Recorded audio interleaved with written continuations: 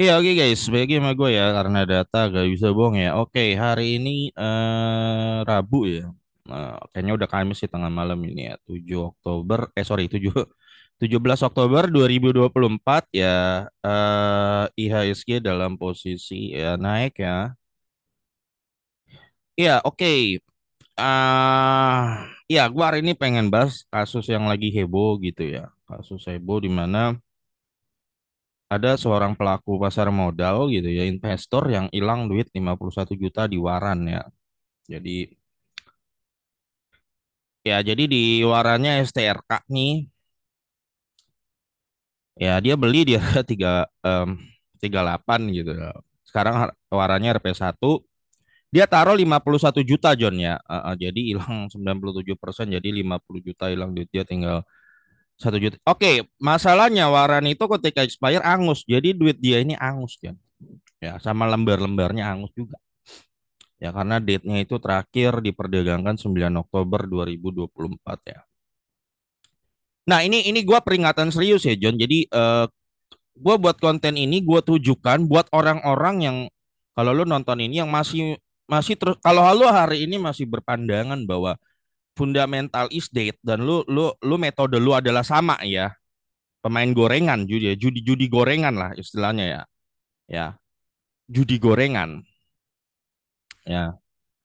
Dan lo biasanya tipikalnya sama tuh John. Rata-rata orang main ginian ya. Bener satu dua kali dia anggap itu sebuah pattern. Dia anggap itu sebuah skill. Padahal dia mungkin ketika lagi cuan satu dua kali itu adalah beruntung. Ya. Masalahnya peluang lu kehilangan seluruh duit tuh sama gedenya ketika lu lagi beruntung. Jadi kemungkinan lu lenyap 90% semua total portfolio hampir semuanya. Itu sama gedenya ketika lu lagi beruntung. Peluangnya. Tapi dianggap itu adalah skill. Skillnya dia dianggap gitu. Nah hati-hati. Nah ini makanya gue bikin konten ini jadi peringatan ya. Peringatan kalau lu masih berpikiran fundamental is dead. Ya. Terus menerus menganut paham itu dan lu terus menerus uji nyali di saham-saham bergorengan ya, saham-saham yang menawarkan return tinggi dalam jangka pendek gitu ya. Lu suatu hari akan bernasib sama. Mungkin sekarang belum, mungkin saat ini lagi cuan gede gitu ya. Mungkin saat ini cuan gede. Kayak kemarin biasa ada yang lagi cuan di Pani gitu kan. Di Pani, wah, biasanya datang tiba-tiba kalau lagi cuan nih John, lihat nih Pani itu naik ya. Nah ini case yang mau gue lagi bahas ya. Eh, gue cuman bilang kalau good investment itu sebenarnya boring ya. Ya, itu yang ngomong George Soros ya. Ya, it's boring investment ya. Ya. Jadi George Soros pernah bilang good investing itu sebenarnya boring ya. Good investing ya. Ya kalau lo hari ini lo merasa sangat excited dengan investasi lo ya, kemungkinan lo lagi di jalur yang salah menurut George Soros. Ya, kemungkinan ya. Jadi kalau lo merasa sangat exciting investasi lo, ya sangat bikin semangat gitu, kemungkinan lo lagi di jalur yang salah. Ya, karena kan kalau lo main judi kan pasti lo exciting terus kan. Bukan hanya excited, lo deg-deg juga waktu bakal jatuhnya. Nah, ketika lo tiap hari begitu sampai harus mantau bursa tiap menit, nah itu kemungkinan mungkin lo lagi di jalur yang salah. Oke, nah ini kalau lihat postingannya dia, ini dia baru post hari 11 Oktober ya. Mm-mm. Dia ngepost 11 Oktober berarti 2 hari setelah waran itu udah nggak diperdagangkan ya. Dia marah ya, kenapa baru disuspend setelah duit investor raib? Oh, ya. Nah ini udah setahu gua namanya orang main warren udah tau pasti lenyap ya, pasti dia ya itulah pura-pura nggak tahu ya seperti itulah kalau menurut gua. Nggak mungkin dia nggak tahu. Ya. Sampai kapanpun saya tidak ikhlas duit saya raib dimakan bandar ya.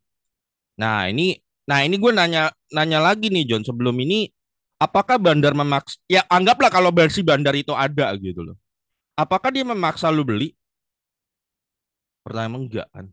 Enggak. Kita yang beli sendiri. Ya. John, oke, yang namanya judi saham, oke, gue bilangin namanya judi saham ya, John. Judi saham tuh punya efek namanya nagih, John. Nagih. Bikin efek ketagihan ya. Ketika lo berhasil, ketika cap cip, ih, naik 100% ya nggak? Naik. Lu ketagihan, besok lu mau cari yang sama gitu loh. Ketagihan, John. Jadi ini menciptakan efek ketagihan ya. Nah, gua ngingetin buat lu yang lagi nonton dan lu masih masih ada di fase begini ya, John, ya suka mainan begini, hati-hati. Ya, lu bisa bernasib sama, ya. Jadi jangan baru cuan sekali dua kali tebakan bener gitu ya, langsung fundamental is dead tuh. Langsung langsung udah merasa kayak raja saham satu satu ini. Hati-hati, John. Ya. Soalnya gue lihat orang ini dari tahun 2016 loh, John. Ya. Konsultan saham malah ya dari tahun 2016 nih, lu bisa lihat ya. Ya, ini Robi udah bilang, Stockbit silakan gabung. Dia ini konsultan investasi saham sejak 2016 ya. Jadi ini bukan orang baru, John. Ya, yang hilang 21 bukan orang baru. Bukan. Dia join Stockbit di 2022. Gue sebenarnya tracking postingan-postingan dia ya sampai tahun 2022. Iya, dia sukanya main di gorengan dan dia cuan gede, John, di Pani. Dia cuan gede. Oke. Oke, jadi kita profiling sedikit. Jadi dia cuan gede di Pani. Dia cuan gede. Pokoknya gede kayak ya, gue nggak tahu seberapa tapi kemungkinannya puluhan juta dia dapat lah. Ya mungkin ya karena tapi gue nggak tahu total portonya dia berapa, gue nggak tahu ya. Tapi kalau dia sampai marah-marah begini ya berarti kemungkinan ini 51 juta cukup berarti buat dia. Ya, ya kalau lo porto lo 2M 51 juta receh dong, nggak mungkin marah-marah ya. Ya nggak? Ya kemungkinan 51 juta ini cukup dalam posisi yang cukup besar di porto. Entah itu semuanya atau enggak. Waktu gue tracking postingannya dari 2022, iya dia terus post Pani, post-post ini gini-gini Pani. Dia cuan gede di Pani. Dia udah bilang dia cuan gede. Ya kayaknya tembus lah puluhan juta sih kelihatan dari portonya ya. Puluhan juta. Dari 2016 loh John ya. Jadi ini bukan orang baru. Bukan pemula 2-3 bulan John. Bukan. Orang baru bisa all in di waran. Gue nggak tahu itu all in ya, tapi kayaknya gede ya. Bisa ditaruh jumlah gede 50 juta di waran dan lenyap gitu loh. Lenyap John ya. Bener-bener lenyap. Orang yang sudah 8 tahun di bursa. Udah jadi konsultan 8 tahun ya. Ya itulah makanya kadang-kadang gue berpikir ya kadang-kadang misalnya kayak kemarin ada FCA muncul, wah tiba-tiba marah-marah ya. Nah, padahal yang marah-marah itu kelihatan orang yang kayaknya udah lama John di bursa. Jadi udah lama di bursa tidak menjamin bahwa lu sudah apa ya? Sudah mature, sudah dewasa di saham. Orang yang dewasa di saham dia udah paham resiko. Nggak marah-marah lagi, dia udah tahu resiko. Dan biasanya dia udah meminimalisir resiko dan nggak bakal main di saham-saham yang berbahaya. Ya, kalaupun dia main di saham yang berbahaya pun pasti porsinya kecil. Ya, di saham yang berbahaya. Nah, jadi udah dari investasi saham sejak 2016 ya, John. Hati-hati nih, John. Ini lucu ya. Oke, jangan sampai ini buat lu ya, John, yang hari ini masih bilang fundamentalis. Jangan sampai lu bertahun-tahun di bursa ya, John. Lu terus dihantui tidak berkembang pemahamannya dan yang terus lu percaya adalah fundamental is dead ya. Terus lu percaya itu bertahun-tahun. Nah, oke, hari ini lu mungkin cuan. Mungkin lu pernah cuan di brand ribuan persen mungkin atau di Pani ya. Tapi jangan sampai ketemu 7 tahun lagi dari tahun ini, lu kebantai 7 tahun kemudian balik ke nol. Nah, itu yang nyesek, John. Lu ngabisin 7 tahun sia-sia lu balik ke titik nol atau bahkan minus gitu. Karena mungkin lu sempat pakai utang untuk all in. Jangan sampai, John. Jangan sampai. Banyak orang terguncang, gue perhatian di bursa ya gitu. Biasa polanya gitu, John. Dari awal baru cuan dikit udah, woi, fundamental is dead. Apa itu fundamental? Bla bla bla bla bla. Ntar ketemu 3-4 tahun lagi dalam posisi marah-marah ke bantai di bursa. Dan akhirnya bilang bursa ini adalah sarana judi, dada. Itu udah pattern yang sama nih. Pattern yang sama gue jumpai di beberapa orang. Pernah juga tuh ada yang bahasa dia apa? Gue 15 tahun di bursa kata dia. Baru tahu bahwa kalau lo jual beli saham tidak masuk ke kas perusahaan. Ya memang nggak masuk. Ada John udah 15 tahun di bursa. Baru tahu 15 tahun kemudian bahwa kalau lu jual beli saham itu tidak masuk di kas perusahaan. Ya memang betul. Memang betul John ya. Nah ini kelihatan harga waran di oke. Bandar dan antek-anteknya ya. Dimakan bandar dan antek-anteknya. Padahal mungkin bandarnya nggak ada atau mungkin bandar juga nggak tahu ya. Mungkin gitu kan. Mungkin. Nah, 51 juta hilang ya bangsat katanya. Harga waran dikunci di RP1 dari bulan April. Emang harganya dikunci. Gini John, harga itu naik karena ada yang minta gitu loh. Kalau lu nggak gerak itu RP1 berarti nggak ada yang mau beli di RP2, bukan dikunci. Emang ini dikunci, gue nggak tahu ya apakah. Oke, lu nanti klarifikasi di bawah ya. Gue bukan pemain waran John ya, karena gue nggak mau nyentuh barang gituan, nggak mau nyentuh gue. Emang nggak mau nyentuh ya. If something is too unpredictable, forget it. Warren Buffett tuh punya. Kalau sesuatu terlalu nggak forget it aja. Oh itu John itu waran itu bisa naik, lihat tuh ya forget it aja. Kalau lo nggak bisa prediksi, terlalu nggak bisa prediksi, forget it. Oke, jadi oke. Ini kan dia beli di harga 38 tuh di bulan November 2023. Gua perhatikan ya. Waktu harga warannya STRK ini di rank-rank segitu kayaknya di bulan November atau Desember. Nah, kelihatannya dia beli, John. Beli dengan harapan beggar ya. Karena apa? Kalau menurut gua udah ada efek nagih dari sebelumnya cuan di Pani. Hati-hati John ya. Jadi gue ingetin nih hati-hati lu yang hari ini cuan gede karena patternnya seperti nama lu pakai metode judi gorengan ya. Hati-hati ya. Karena peluang lu besok loss 90% sama gedenya lu cuan segitu. Hati-hati. Kalau di saham berfundamental jelas kecil kemungkinan langsung loss begitu. Ya. Kecil. Oke, coba bentar Minggu. Oke, ya. Jadi dari November dia beli kayaknya turun dan di bulan April ini KRP1 nih waran. Dan nggak bergerak sampai ya di tanggal ya hari ini tanggal akhir ya penembusan ya tanggal ya hilang duitnya John ya akhirnya dia marah-marah ya sampai tanggal trading terhenti harusnya dari bulan April atau Mei ketika harga waran dikunci dari satu BEI melakukan suspend atau UMA ya setahu gua waran nggak ada suspend atau UMA gua nggak oke. Menurut gua ketika barang ini ke RP1 itu bukan unusual market activity. Itu adalah usual market activity, normal market activity. Ya sesuatu yang normal, sesuatu yang tidak ada fundamentalnya terjun ke RP1 itu bukan unusual gitu loh. Bukan unusual. Itu usual justru. Justru itu ya wajar ya, wajar ya. Ya, tapi seperti itu ya Jonnya. Jadi kelihatan Nilos 51. Ya semoga dia cepat pulih ya. Gue pribadi berharap cepat pulih. Nah, oke. Okay. Jadi lo bisa lihat orang yang sudah terjun di bursa lama 2016 dan ternyata kehajar di 2024. Oke. Ada 8 tahun kesia-siaan. Nih John ya, 8 tahun itu bukan waktu yang sedikit. Ya, ini yang poin yang mau gue sampaikan intinya di sini John. 8 tahun itu bukan waktu yang sedikit kesia-siaan.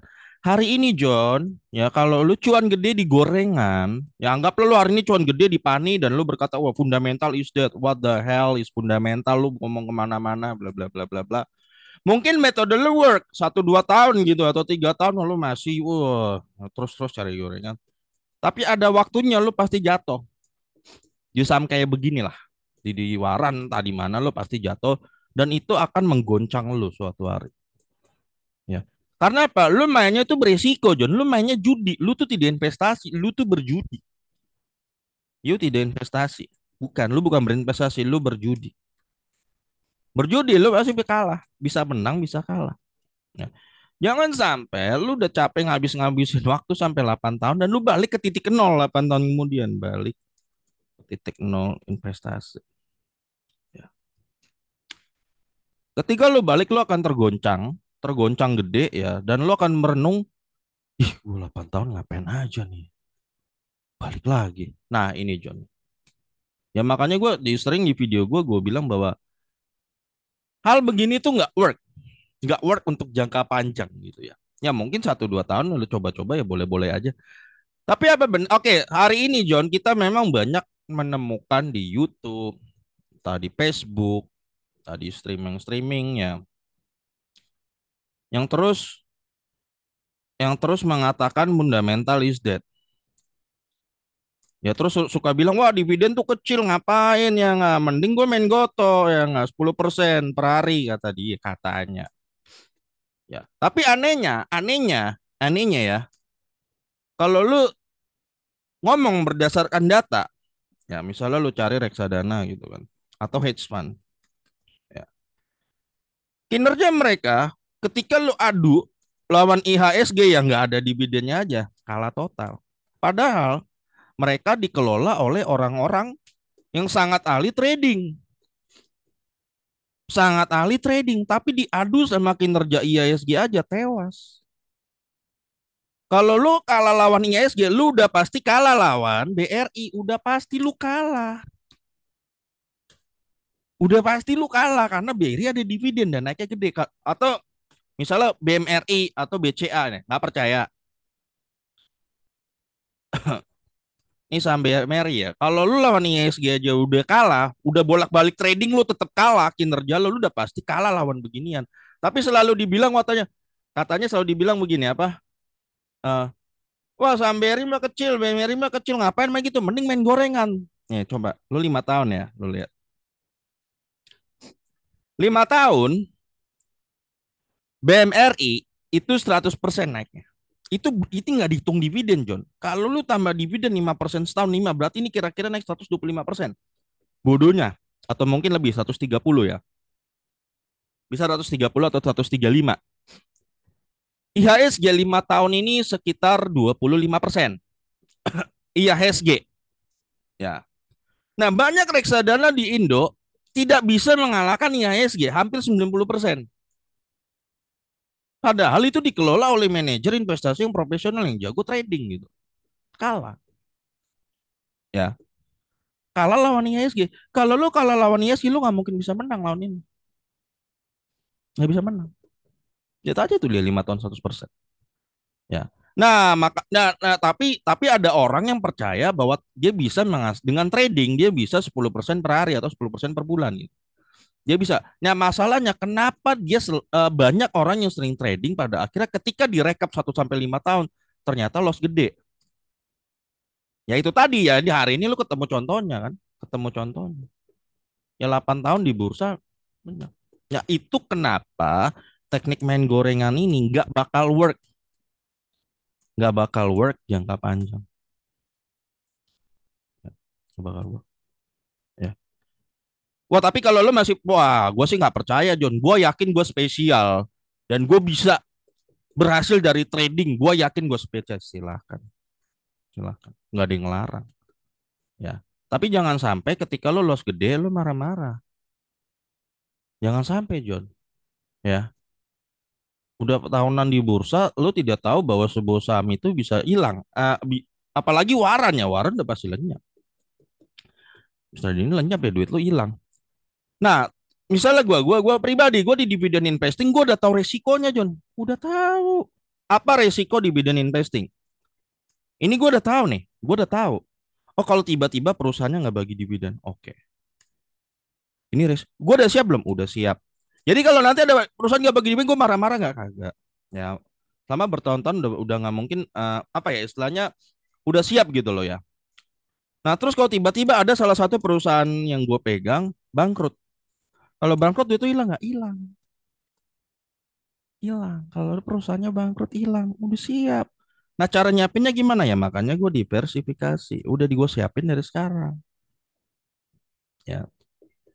Jadi ketika kamu udah siap, ketika lo taruh di emiten, kalau itu perusahaannya bangkrut hilang, udah siap. Jadi ketika itu terjadi, lo tidak marah-marah, gitu loh. Nah itu. Ya demikian juga ketika lo trading, ya trading harus siap kalah. Apalagi berjudi, bukan yang trading, yang berjudi, gambling ya. Nah masalahnya adalah kebanyakan orang gambling itu hanya siap menang. Yang termasuk investasi hanya siap menang, tidak siap kalah. Ya. Nah itu Jonnya. Jadi gue bikin video ini gue ingetin dari sekarang gitu ya. Tapi kalau lo nggak percaya silakan gitu ya. Gue tahu John hari ini lo lagi cuan gede. Ya mungkin lo ada yang lagi main gorengan lagi cuan gede di Pani dan lo berkata fundamental is dead. Oke. Ya tapi ini ada kasus di depan mata lo nih ya. Di depan mata ini ya ada di kasus nih. Jangan sampai lo harus kejadian dulu baru lo tobat. Masalahnya gitu, tunggu kejadian dulu baru tobat. Kalau gua ogah. Itu aja sih. Nah gitu aja John ya. Semoga ini jadi pelajaran dan semoga tetap kuat ya siapapun beliau ini tetap kuat gitu ya di bursa ya. Jangan sampai pensiun John. Jangan sampai pensiun. Ya. Di bursa itu banyak orang pensiun di bursa ya John. Yang terakhir pensiun di bursa. Tapi dia tahu dia akan balik lagi ke bursa karena apa? Tidak ada instrumen investasi yang lebih baik daripada saham. Lu boleh cek. Dia pasti akan balik lagi ke bursa. Ya. Oke ya, sampai ketemu lagi di video gue berikutnya karena data nggak bisa